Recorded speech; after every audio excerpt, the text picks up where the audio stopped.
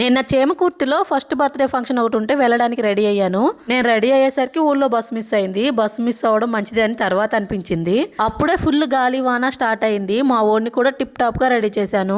ఏం గాలి ఏం వాన, అసలు బస్సు మిస్ అవ్వడం మంచిదైందని అప్పుడు అనుకున్నాను. మా సంధ్యక్క వడగలు పడుతున్నాయని ఫోన్ చేసింది. బయటకు వచ్చి చూశాను, నాకైతే వడగళ్ళు ఏమీ కనిపించలేదు. అవునులేండి, మేము ఉండేది ఫస్ట్ ఫ్లోర్ లో కదా, మాకేం కనపడతాయి వడగళ్ళు.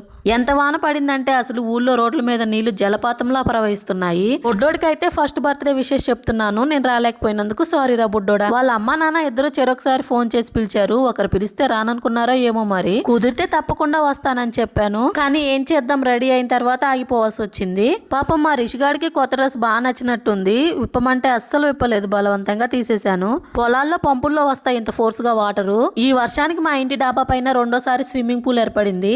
ఆ జాలీలో నుంచి వాటర్ పోయేసరికి తెల్లారిపోతుందని జాలీని తీసేసాము. 2 నిమిషాల్లో స్విమ్మింగ్ పూల్ మొత్తం మాయమైపోయింది.